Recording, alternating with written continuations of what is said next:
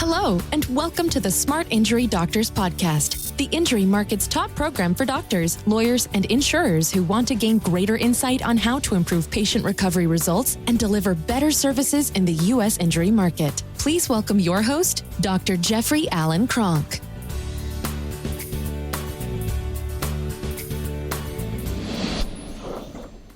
All right, doctors, what I want to talk about today is how do diagnostics influence your patient's access to their benefits? How do diagnostics do that? You have to understand that they are the absolute 1000% key to a less painful, less stressful, less problematic process in the medical legal. So years ago when I decided I wanted to do more injury work in my clinic, I'm talking about the mid-90s, one of the things that became immediately apparent is that when I do injury work, I'm in a medical legal environment. I'm in a medical legal situation. I have an insurance company that is going to potentially say, hey, this patient wasn't injured as much as they were. I have a plaintiff attorney that wants them injured more and wants to be able to explain it better and wants to allow them access to any benefits that they may be entitled to, and the insurance side may want to limit that. So you're in this medical legal situation. It can be very confusing at first. It was for me a little bit at first, and then it became very simple. Depositions became something that I enjoyed. Trials were not something that I didn't enjoy. I didn't enjoy the interruption in schedule. That I didn't like. I didn't enjoy that was pretty much it. They are an interruption in your schedule, and they are an interruption in life. They're pretty lucrative, and in many cases, actually very lucrative. So you're paid well for your time to do it. It just is an interruption. You have this main schedule, and now you have an interruption. You have a deposition, or you have a trial, and you have to prep for it. And what I found is if you understand, like toward the middle part of my practice years, practice for 17 years, deposition prep time and trial prep time was like super simple. What did I need to prep for? I understood the case. I understood it from work up to the end, and my documentation was really good. So all I had to do was take a look and read what I had and then just go testify on it. It's really simple because I understood the condition. I understood the guidelines. I understood what guidelines said about it, and it made it very easy to do those things. But how do diagnostics influence your patient's access to your patient's benefits? Well, your documentation allows the patient access to any benefits that they're entitled to. Let me say that again. Your documentation, your or any doctor's documentation, allows the patient access to any benefits they're entitled to. And I'll give you an example. Basically, a person comes in and says that they're listed as a large or a small laceration on their right arm, and they did $1,200 worth of stitches and treatment, and they did 4 follow-up visits, and they were told that this thing was going to take 6 months to fully heal, but the only thing that was documented was a scratch on the arm. Okay, those bills are probably going to get denied, when really what they had is they had 400 stitches because there were multiple lacerations, and the lacerations were incredibly deep. They were actually double stitched because they had to stitch the muscle and the skin back together. And it was quite a process. As a matter of fact, it took the doctor 6 hours to completely stitch and repair the arm.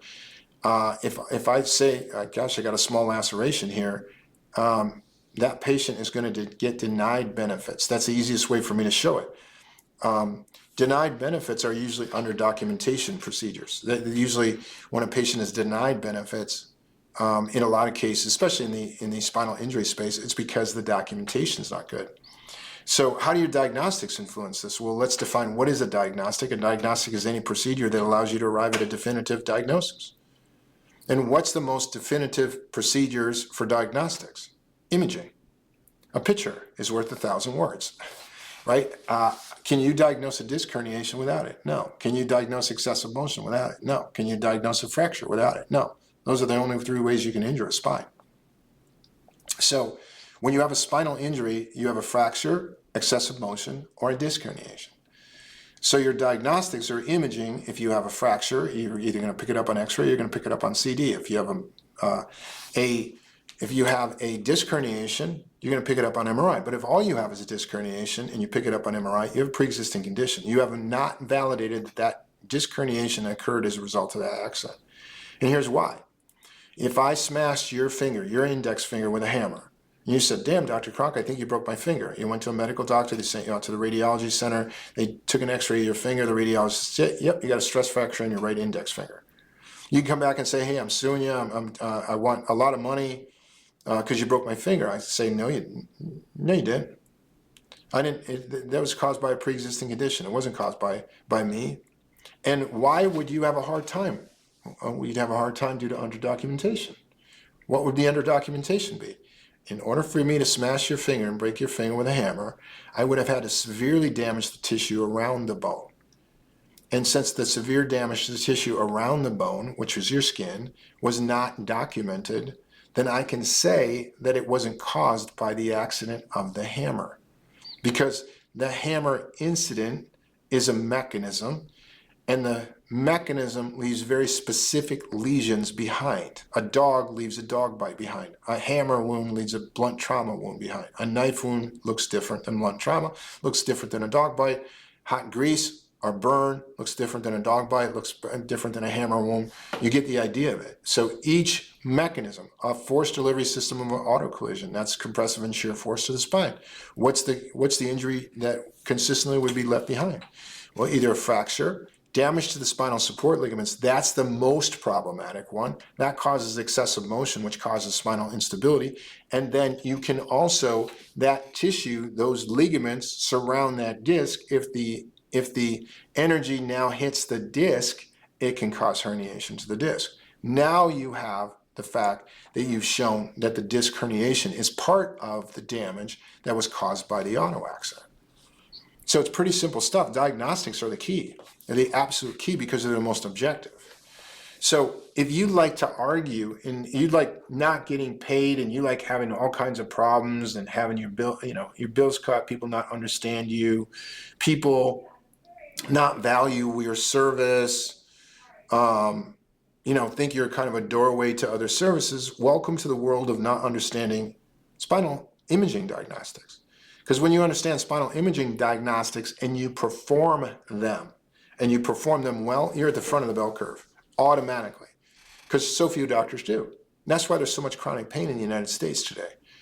That's why there's so many problems with claim resolution and things like that. Whenever I hear doctors complaining to me about the fact that they're having a hard time getting their bills paid, I know they generally have under documentation, and usually it's due to their lack of good understanding and lack of diagnostic imaging procedures. Diagnostic imaging procedures are the key to all injury work because they're a picture, and that picture, again, is worth 1,000 words. So if you don't have that picture, you are going to cause the patient to have a reduced access to benefits that they may actually be entitled to. That's why patients, when they're in the injury market, and today it's going to get more and more competitive. Patients are going to get smarter and smarter and work with doctors that do understand the condition and, more importantly, can get really great results with the condition. And that means in a fast, effective manner. Now, what could fast be? Fast might be 3 months. Fast might be 6 months. But whatever they're doing, it's highly effective to knock out the chronicity of the condition. That's the key thing that everyone in the market should be looking for. And the key to that is a doctor that understands diagnostics. So, diagnostics are the key. They're the absolute key to having a much easier time in the spinal injury market. Diagnostics can be CT, it can be MRI, it can be excessive motion testing, such as spinal kinetic CRMA. Because again, only three things. You either broke it, you've got damage to the spinal support ligaments, which cause excessive motion, or you got a disc herniation, or you got combinations thereof.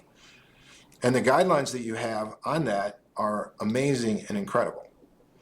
So doctors' diagnostics are the absolute key to having patients have access to benefits that they may be entitled to. And let me just end with this. One of the biggest benefits they may be entitled to is to have an insurer or to have somebody pay your bill in full. So it does you good to understand and really understand and utilize really good diagnostics and really standardize your what you're doing with your patient. An injury patient should have a standardized procedure. Every injured patient, every spinal injury patient in the country should go through the same procedures regardless of what the doctor's office says, because the injuries are the same. If a patient shows up, if you're a chiropractor right now, and the patient shows up and 1 hour ago they just had a major hot molten metal burn that burned down to the bone of their arm and it's exposed, and they walk into your office, that burn doesn't care what office it walks into, it's the same. It could walk into a vet and it's the same. It could also walk into a burn specialist and it's the same. So the same is true of a spinal injury. When a spinal injury walks into a doctor's clinic, the spinal injury is the same.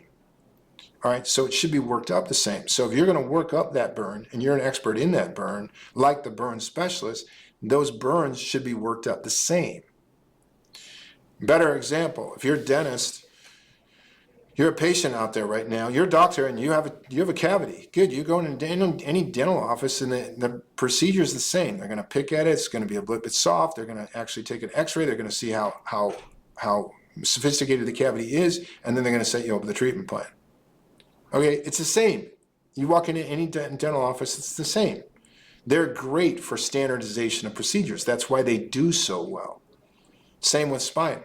What can be injured in the spine? Bone, connective tissue. Connective tissue is 220 ligaments. The majority of those ligaments are spinal support ligaments. 23 of those ligaments are discs. So if the support ligaments are damaged, you have excessive motion. If the disc is damaged, it causes herniation on MRI. You have combinations thereof. You have different levels, different areas that this occurs with. So it's like a cavity. There's only so many cavities you can have. There's only so many combinations of a cavity that you can have. Okay, it's not an unlimited amount. Same with spinal injuries. It's not an unlimited amount. It's 3. Now you can have variations of those 3. I can have variations of the cavity. I can have a small minor cavity. I can have a large cavity. I have a cavity that's actually going right into the nerve now, and I got to have a new root canal as a result of it. Right? I could have spinal ligament injury that is minor. I could have one that's moderate, and I could have one that's severe. I could have one that's severe that can't respond to conservative care. I could have one that is very severe that responds well to conservative care. I could have one that's severe that doesn't respond to anything that needs surgery, and the only thing it responded to was surgery. Just like the cavity is not going to respond to general care, it's going to only be dealt with on a root canal. So spinal injuries are no different. But your diagnostics are key. You have to understand your diagnostics. You want to understand more of your diagnostics and you want to do a better job in the spinal injury market, check out my program. It's called Smart Injury Doctors. We take very complicated subjects in the spinal injury space and we make them really simple so doctors can use them. And more importantly, they can communicate. And they can communicate just as simply as I'm communicating to you on this podcast. And that's what makes life easier for them. If you want to check us out, just call me up at 800-940-6513. Schedule an appointment. I'll show you the program. Or check us out at smartinjurydoctors.com. You can also go out to our Facebook area that we have that basically is a free site. Just look up Smart Injury Doctors Spinal Injury Network. And look us up. And there's more free information out there. Doctors, as usual, as always, I really appreciate your time, your attention, and what you do. Hopefully something that I said today resonates, and I look forward to delivering more content to you on the next podcast. You've been listening to the Smart Injury Doctors Podcast, the #1 audio production show for professionals in the U.S. injury market that want to deliver better injury services to the patients, clients, or insureds they serve. If you like what you heard today, please leave us a review and don't forget to join us on our next program.